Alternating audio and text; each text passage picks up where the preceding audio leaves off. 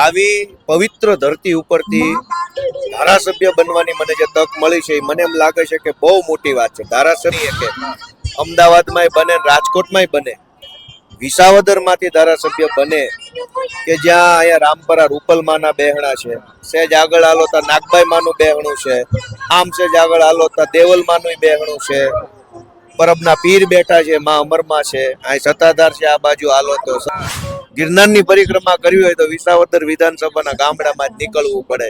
ગિરનાર હોય, ગીરનો સિંહ હોય સાસણમાં હોય, ગીરની કેરી હોય, નદીઓ હોય, પહાડ હોય, બધું જ એક જગ્યાએ હોય. રાજભા ગઢવી, માયાભાઈ, રશ્મિતાબેન રબારી, પૂનમબેન ગઢવી અને બધા નામી અનામી કલાકારો અને બહુ સરસ મજા આવી ગઈ. શિક્ષણ પૂરું પાડવું એ બે પેઢી માટેનું ગર્વની વાત કહેવાય, કારણ કે એક પાછળ બે પેઢી આગળ જાય છે. આ સાનિધ્યમાં વિસાવદર તાલુકાના ધારાસભ્ય શ્રી ગોપાલભાઈ ઇટાલિયા જ્યારે આપણી સાથે છે ત્યારે સીધી વાત એમની સાથે કરી. આજે ગોપાલભાઈ, ચૈત્રી મહિના એમાં આપનો જે મત વિસ્તાર, આપ પહેલા તો ભાગ્યશાળી ખૂબ છો કે આપના મત વિસ્તારમાં દેહાળ જગ્યાઓ, માની જગ્યાઓ, પરબ હોય, સત્તાધાર હોય, મોણિયા, રામપરા આવા વિશેષ સ્થાનો છે અને વિશેષ ત્યારે ઉપસ્થિતિ થતી હોય, ખૂબ વિશેષ લાવો મળતો હોય અને આજે જ્યારે તમારી આજ વિશેષ ઉપસ્થિતિ છે ત્યારે કેવો આનંદ છે? બહુ આનંદ છે બે બાબતનો. એક કે આવી પવિત્ર ધરતી ઉપરથી ધારાસભ્ય બનવાની મને જે તક મળી છે એ મને એમ લાગે છે કે બહુ મોટી વાત છે. ધારાસભ્ય તો ગમે બની શકે, અમદાવાદમાંય બને, રાજકોટમાંય બને, વિસાવદરમાંથી ધારાસભ્ય બને કે જ્યાં અહીંયા રામપરા રૂપલમાના બેહણા છે, સહેજ આગળ આલો તા નાગભાઈ માનું બેહણું છે, આમ સહેજ આગળ આલો તા દેવલમાનું બેહણું છે, પરબના પીર બેઠા છે, માં અમરમાં છે, અહીં સત્તાધાર છે, આ બાજુ આલો તો સરકડિયા હનુમાનજી બાપા બેઠા છે, સહેજ આમ આલો તો સંત છેલૈયાનાથ બેઠા છે, એમની જગ્યા છે. અને આખોય ગરવો ગિરનાર, એની પરિક્રમાનો રૂટ અહીંથી હાલે છે. ગિરનારની પરિક્રમા કરવી હોય તો વિસાવદર વિધાનસભાના ગામડામાં જ નીકળવું પડે. તો એવી એવી જગ્યાઓ, કનકઈ ધામ આવેલું છે એ આમાં વિસાવદર વિધાનસભામાં. તો આટલા સંતો, માતાજીઓ, એના બહેણા હોય, ગરવો ગઢ ગિરનાર હોય, ગીરનો સિંહ હોય સાસણમાં હોય, ગીરની કેરી હોય, નદીઓ હોય, પહાડ હોય, બધું જ એક જગ્યાએ હોય. એવી ધરતી ઉપરથી મને જે સૌભાગ્ય પ્રાપ્ત થયું છે, હું તો ઋણી છું. અને આજે આ ચૈત્રી નવરાત્રીના પવિત્ર 9મા નોરતે ભગવાન શ્રી રામચંદ્રજીનો પ્રાગટ્ય દિવસ અને અહીંયા આયમાના આશરે અહીંયા ભવ્ય મોટો પાટોત્સવ છે, એટલે ખુશીનો કોઈ પાર જ નથી. બહુ ખુશી થઈ. રાજભા ગઢવી, માયાભાઈ, રશ્મિતાબેન રબારી, પૂનમબેન ગઢવી અને બધા નામી અનામી કલાકારો અને બહુ સરસ મજા આવી ગઈ.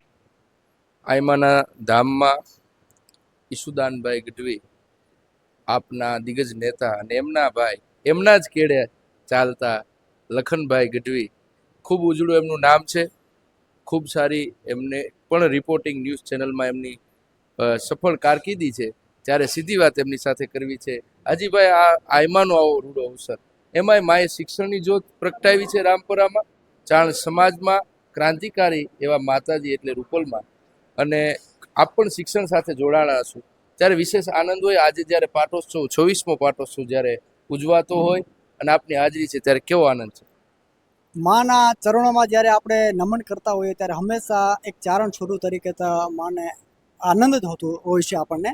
પણ સવાલ એટલું થાય છે કે મા જે કાર્ય કરી રહ્યા છે એ કાર્ય ઉજળું એટલા માટે આપણે કહી શકીએ કે મા સોનલમાના જે શબ્દો હતા, માની જે આગળ જવાની રીત હતી, માએ ખૂબ સમજાવ્યા ચારણ સમાજને.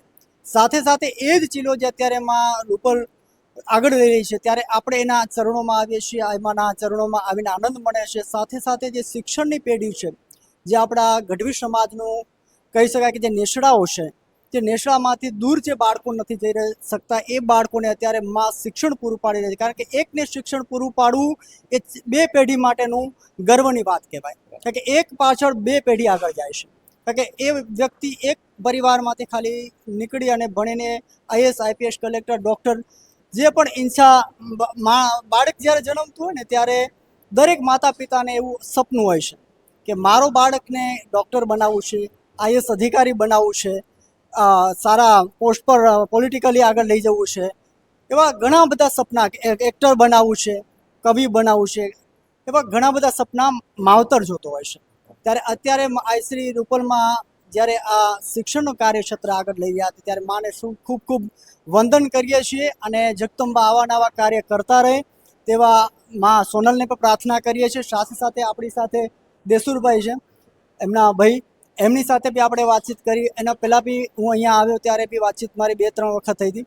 ત્યારે પણ આપણે આનંદની વસ્તુ એટલા માટે મને ગર્વની વાત થાય છે એક ચારણ તરીકે, કારણ કે એ જે આગળ અત્યારે શિક્ષણને લઈને આગળ લઈ રહ્યા છે, ત્યારે એ શિક્ષણને જ્યારે આગળ લઈ રહ્યા છે એનામાં આપણે ખૂબ મજા કહીએ ને તો આનંદ ઉભરાય, એના શબ્દોમાં આપણે ઉલ્લેખ ના કરી શકીએ.